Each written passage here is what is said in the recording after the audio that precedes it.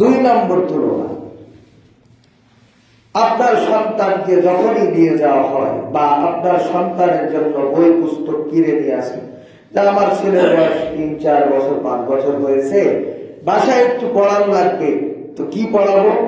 তো যা একটা বাজার থেকে বই কিনে নিয়ে আসি, একের ভিতর সব, মোটু পাতলু এখন বের হয়েছে, তাই না? আপনি নিয়ে আসবেন, কবিতা আপনার ছেলেকে পড়ায়, আপনি নিজেও বাসাতে পড়ান যে বলো বাবা, হাট্টি মাটিম ডিম, তারা মাঠে বাড়ে ডিম, তাদের খাড়া দুটো আমরা পড়েছি, পড়েন না আপনারা?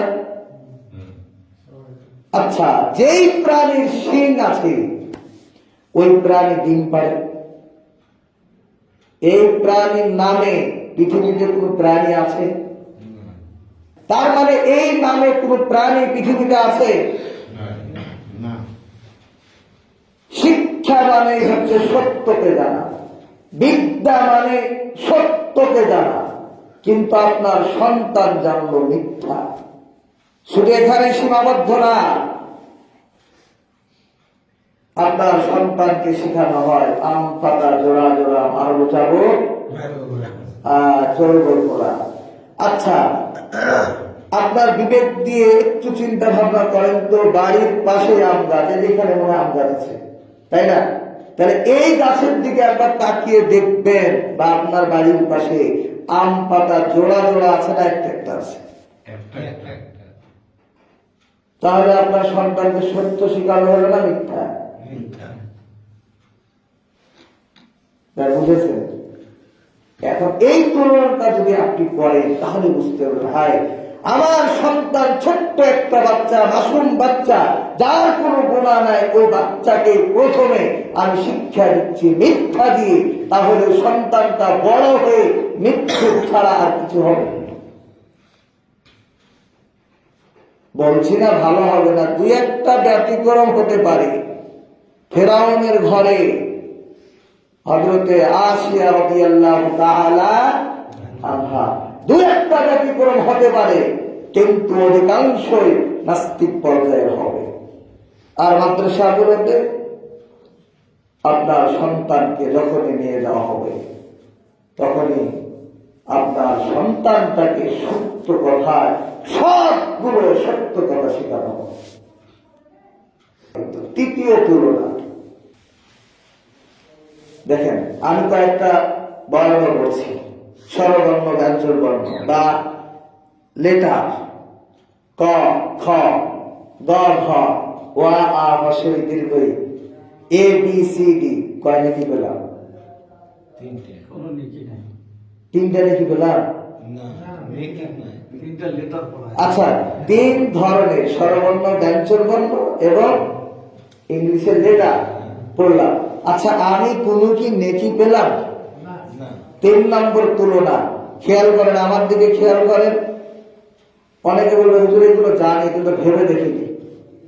আপনাকে ভাবার জন্যই আমি বলছি, ভাবার জন্যই বলছি। আমি প্রত্যেকটার পিছনে দলিল অনেক দেওয়া যাবে, 2-1টা করে দলিলও বলে যাব, আপনারা মনে করে রাখবেন ইনশাআল্লাহ।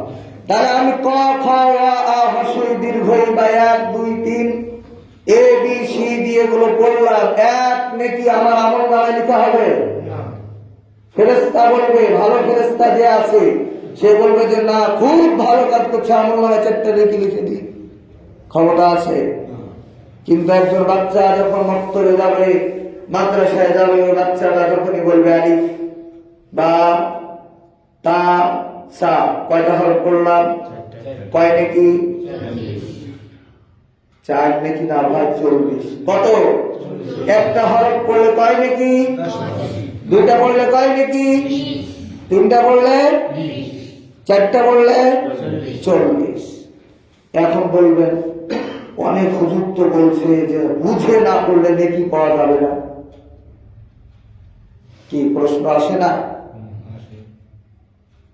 যেই হাদিসের মধ্যে এই কথাটা এসেছে, তিরমিজি শরীফের হাদিস, অথবা আল্লাহর নবী সাল্লাল্লাহু আলাইহি ওয়াসাল্লাম বলছেন, ও আমার সাহাবী শোনো, লা আকুলু আলিফ লাম মিম হারফুন, আমি এই কথা বলছি না আলিফ লাম মিম এটা একটা হরফ, বাল আকুলু বরং আমি বলছি আলিফুন হারফুন লামুন হারফুন মিমুন হারফুন। আলিফ একটা হরফ, লাম একটা হরফ, মিম একটা হরফ। যেই ব্যক্তি তিনটা হরফ পড়বে তার আমল নামায় 30টা লেখা হবে। সুবহানাল্লাহ হচ্ছে না ভাই? সুবহানাল্লাহ। কয়টা লেখা হবে? এখন আলিফ লাম মিম সূরা বাকারা শুরুতে আছে না? 29টা সূরার শুরুতে আল হুরুফুল মুকাত্তাআত আছে। এই হুরুফগুলোর অর্থ কি? আলিফ লাম মিম এর অর্থ কি?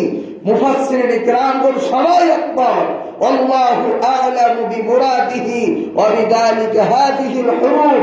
এই হুরুফগুলো দ্বারা আল্লাহ তাআলা কি বুঝিয়েছেন তিনি একমাত্র ভালো জানেন। সুবহানাল্লাহ বলবেন না? তাই আপনার আমার জন্য আল্লাহ তাআলা কত সহজ করে দিলেন। তুমি বুঝে পড়ো না বুঝে পড়ো, একটা হরফ পড়বা 10 নেকি, দুইটা পড়বা 20 নেকি, তিনটা পড়বা 30 নেকি। নেকির সবের কোনো কমতি নাই। কি প্রশ্নের উত্তর পেয়েছেন? কেউ যদি বলে যে না বুঝে পড়তে হবে, হ্যাঁ আল্লাহ তাআলা বুঝার জন্য বলেছেন। আল্লাহ তাআলা বলছেন আফালা ইয়াতাদাব্বারুনাল কুরআন আম আলা কুলুবিন আকফালুহা। আল্লাহ বলছেন ও আমার বান্দারা বান্দিরা, আফালা ইয়াতাদাব্বারুনাল কুরআন, তোমরা কোরআন নিয়ে কেন গবেষণা করো না, চিন্তা ভাবনা করো না? আম আলা কুলুবিন আকফালুহা, তোমাদের অন্তরে কি তালা লেগে গেছে? তার কথা আর জোরে বলেন, কার কথা? আল্লাহর কথা। আল্লাহ বলছেন তোমরা কেন কোরআন নিয়ে গবেষণা করো না, তোমাদের অন্তরে কি তালা লেগে গেছে? কার কথা? আল্লাহর কথা। কোরআন নিয়ে গবেষণা করতে হবে, এ কথা চূড়ান্ততম সত্য কথা। আবার এটাও চূড়ান্ততম সত্য কথা, না বুঝে কোনো মানুষ যদি পড়ে একটা হলো তার আমল নামায় 10টা লেখা হবে। এটা আমার কথা না, রাসূলুল্লাহ সাল্লাল্লাহু আলাইহি ওয়াসাল্লাম।